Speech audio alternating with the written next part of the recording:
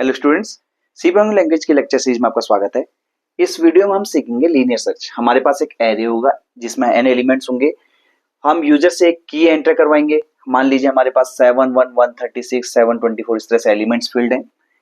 अब हम यूजर से एक की एलिमेंट एंटर करवाएंगे जो हमको सर्च करना है।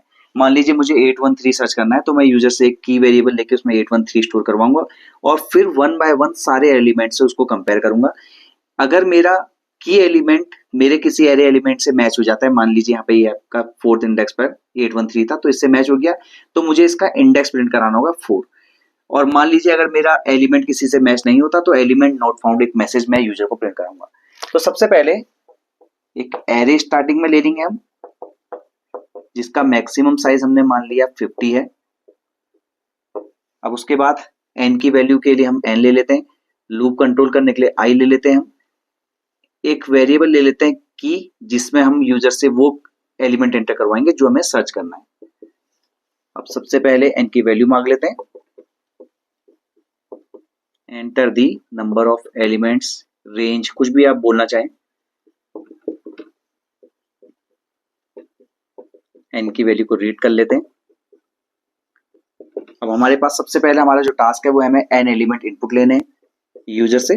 तो for i equal to 0, i less than equal to n minus 1, i plus plus, scanf statement लिखेंगे, %d एम्परसेंड ARRI।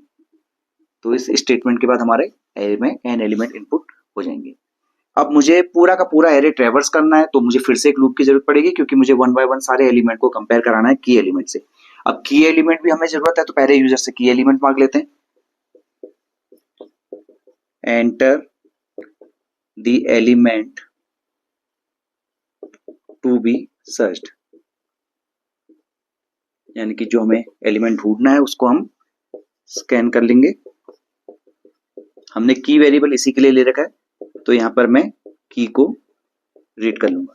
अब देखिए हमारे पास एरे है जिसमें हमारे पास n एलिमेंट्स हैं और हमारे पास वो की है जो हमने इस एरे में सर्च करनी है। अब एक लूप यहां पे मैं लगाऊंगा सबसे पहले, क्योंकि हमें सारे के सारे एलिमेंट ट्रेवर्स करने हैं तो मैं लूप भी वैसे ही लगाऊंगा, i less than equal to n minus 1, i plus plus. तो मेरे n एलिमेंट के लिए ट्रेवर्स करने के लिए हो गया। अब देखिए मुझे हर एलिमेंट को, एरे के वन बाय वन सारे एलिमेंट को की से कंपेयर करना है। तो मैं लिखूंगा if key equal to ARRI। ARRI मैंने इसलिए लिखा क्योंकि ARRI यहाँ पर i जो है 0 1 2 3 4 करेगा, यानी कि हर एलिमेंट इंडेक्स को यहाँ पे कवर करेगा। तो हर एलिमेंट 0 होने पर पहला एलिमेंट, 1 होने पर दूसरा एलिमेंट, तो वन बाय वन सारे के सारे एलिमेंट यहाँ पे आएंगे और कई की से कंपेयर होंगे। अगर एलिमेंट मेरा की के बराबर हो जाता है तो इसका मतलब मैं यूजर को मैसेज प्रिंट कर सकता हूं, element found. Found at index भी लिख सकता हूं मैं, एट इंडेक्स %d।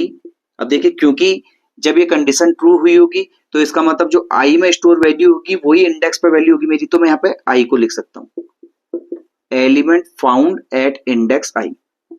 अब इसमें एक मिस्टेक जो सबसे स्टूडेंट करते हैं, हमने अगर मान लीजिए यहाँ पे लिख दिया एल्स और एल्स के अंदर मैंने लिख दिया एलिमेंट नॉट फाउंड, ये गलत है बिल्कुल भी। लेकिन मैं आपको बता रहा हूं कि किस लॉजिक से मैं बोल रहा हूं कि ये गलत है, इसको पहले समझते हैं।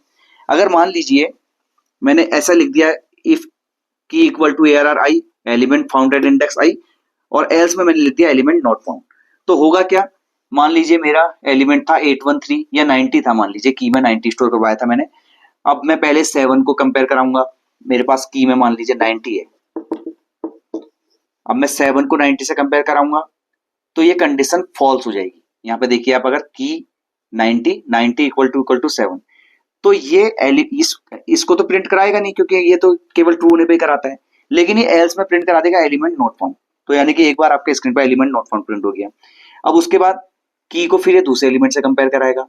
तो इस केस में हो क्या रहा है, आपका एलिमेंट जब जब की से मैच नहीं होगा ये उतनी बार एलिमेंट नॉट फाउंड प्रिंट कराएगा। जबकि एक एप्रोप्रिएट अगर प्रोग्राम की बात करें तो आपका प्रोग्राम केवल एक सिंगल टाइम प्रिंट कराना चाहिए कि element found at this index, otherwise जो भी है नहीं, अगर नहीं मिला है तो एलिमेंट नॉट फाउंड केवल एक बार इसको प्रिंट करना चाहिए। तो इसका मतलब ये एल्स जो है हमने यहाँ पे गलत लिखा है, ये गलत है। अब यहाँ पे प्रॉब्लम क्या है, हमने एलिमेंट फाउंड का तो मैसेज प्रिंट करा दिया, अब एलिमेंट नॉट फाउंड हम यहाँ पे प्रिंट कर नहीं सकते हैं, अभी हमने देखा क्यों नहीं कर सकते हैं। अब हमें एलिमेंट नॉट फाउंड भी यूजर को प्रिंट कराना पड़ेगा, क्योंकि आपका कोई एलिमेंट अगर जो की एलिमेंट है किसी भी एलिमेंट से मैच नहीं हुआ तो ये प्रोग्राम यूजर को ये मैसेज नहीं दे रहा कि आपका एलिमेंट जो है इसमें नहीं मिला। तो अब इसके सॉल्यूशन हम क्या है, इसके लिए हम एक फ्लैग वेरिएबल लेते हैं, इसकी इनिशियल वैल्यू मैं ले लेता हूं 0। तो फ्लैग वेरिएबल 0 मैंने ले लिया इनिशियली, और जब मेरा एलिमेंट मिलेगा, यानी कि अगर यहां पर इसको मैं 1 सेट करूं, अगर मेरा एलिमेंट, ये कंडीशन मेरी ट्रू होगी, यानी कि अगर मेरा की एलिमेंट एरे के किसी भी एलिमेंट से मैच हो गया तो मैं उसकी फ्लैग की वैल्यू को 1 कर दूंगा। अब इसका क्या बेनिफिट मुझे होगा मैं देखता हूं, इसको बताता हूं अभी आपको। अब लेकिन पहले आप समझिए मैंने क्या किया, फ्लैग की वैल्यू 0 रखी थी, और एलिमेंट के मिलने के केस में, यानी कि एलिमेंट के किसी भी एरे एलिमेंट से मैच होने के केस में मैंने फ्लैग को कर दिया 1। अब इसको मैं लूप से बाहर आने के बाद चेक कर लूंगा, अगर देखिए फ्लैग आपका 0 था इनिशियली, अगर ये किसी भी ना मिलने का केस क्या है कि आपका की एलिमेंट एरे के किसी भी एलिमेंट से मैच नहीं होना चाहिए, यानी कि ये कंडीशन एक बार भी ट्रू नहीं होनी चाहिए। अगर ये कंडीशन एक बार भी ट्रू नहीं होगी तो इसका मतलब फ्लैग 0 था, तो ये फ्लैग 1 नहीं होगा, फ्लैग 0 का 0 ही रहेगा। अगर इसके अंदर आ गया की मैच हो गई एलिमेंट से, तो इसका मतलब एलिमेंट मिल चुका है, फिर हमें नॉट फाउंड मैसेज तो प्रिंट कराना नहीं है, तो हमने क्या करा, फ्लैग को 1 सेट कर दिया, तो फ्लैग 0 से 1 हो गया। तो बाहर आके आप सिंपली चेक करिए, इफ फ्लैग इक्वल टू 0, यानी कि एक तरह से आप ये चेक कर रहे हैं कि फ्लैग में कोई चेंजेस हुए या नहीं। अगर फ्लैग की वैल्यू 0 थी और अभी भी 0 है तो इसका मतलब आपका एलिमेंट नहीं मिला, तो यानी कि ये एक बार भी इसने मैसेज प्रिंट नहीं कराया होगा कि element found at index this.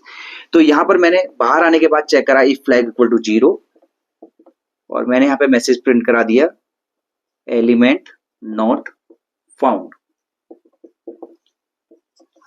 अब यहां पर देखिए फ्लैग की वैल्यू 1 हो गई होगी अगर मैच करने के केस में, तो ये कंडीशन कभी ट्रू नहीं होगी, तो एलिमेंट नॉट फाउंड वाला मैसेज कभी भी प्रिंट नहीं कराएगा की मैच होने के केस में। अब एक यहाँ पे एक और चीज मैं ऐड कर सकता हूं, यहाँ पे मान लीजिए मैंने 7 सर्च करना था, मेरी की वैल्यू थी 7। अब मैंने जब कंपेयर किया तो की वैल्यू पहले एलिमेंट से ही मैच हो गई, तो अब मैं क्यों यहाँ पर 6 कंपैरिजन और करने पड़ेंगे मुझे, तो मैं क्यों कर रहा हूं ऐसा, मेरा तो पहला ही एलिमेंट मैच हो चुका है। अब यहाँ पर तो हमने n की वैल्यू 7 ले ली, मान लीजिए 7 लाख कंपैरिजन है, 7 लाख नंबर में से हम कोई नंबर ढूंढ रहे हैं, तो अगर देखा जाए मैं बचे हुए कंपैरिजन को रोक सकता हूं। तो यहाँ पर हमने ब्रेक कीवर्ड पढ़ा था, हम यहाँ पर ब्रेक कीवर्ड यूज कर लेंगे। तो ब्रेक कीवर्ड से क्या होगा, देखिए इफ के अंदर ही लिखा मैंने, क्योंकि अगर ये कंडीशन ट्रू होगी, एलिमेंट मिल गया, तो एलिमेंट मिलने का मतलब मैंने यहाँ पर एलिमेंट का इंडेक्स प्रिंट करा दिया और फ्लैग की वैल्यू 1 कर दी। अब मेरा सर्चिंग का काम नहीं बचा है, तो मैंने यहाँ पे इसको कर दिया ब्रेक। तो ब्रेक क्या करता है, जो भी आपका आइटरेशन चल रहा है, जैसे इस लूप के अंदर है, आई वाले लूप के अंदर है, तो यहाँ इससे कंट्रोल सीधे बाहर ले आएगा। तो यहाँ पर फ्लैग की वैल्यू ऑलरेडी 1 होगी, तो ये आपका मैसेज तो प्रिंट होगा नहीं, तो हमारा ऑलरेडी एक मैसेज प्रिंट हो चुका होगा एलिमेंट फाउंड एट इंडेक्स 0, और इसके बाद हमारा कोई काम नहीं बचा। तो ये हमारा प्रोग्राम हम यहाँ पे इसको एंड कर सकते हैं। यहाँ पे मैं रिटर्न 0 लिख के अपने मेन प्रोग्राम को एंड कर दूंगा। तो यहाँ पर देखिए आपको मैंने एक चीज ये समझाई पहले कि इफ के बाद हमने अंदर एल्स क्यों नहीं लिखा, एलिमेंट नॉट फाउंड का मैसेज अंदर क्यों नहीं लिखा, हमने एलिमेंट नॉट फाउंड का मैसेज प्रिंट कराने के लिए क्या टेक्निक निकाली, उसको मैंने आपको समझाया यहाँ पे। और हमने यहाँ पे ब्रेक कीवर्ड क्यों लिखा, देखिए ब्रेक कीवर्ड अगर आप नहीं लिखेंगे कोई फर्क नहीं पड़ना उससे, लेकिन ऑप्टिमाइजेशन का हमेशा हमको ध्यान रखना होता है। हमारा एक कंपैरिजन पे हमको एक एलिमेंट मिल चुका है या दूसरे कंपैरिजन पे हमें एलिमेंट मिल चुका है, तो हम जो हमारे अननेसेसरी कंपैरिजन है हम उनको रोकने के लिए यहाँ पे ब्रेक कीवर्ड यूज कर रहे हैं।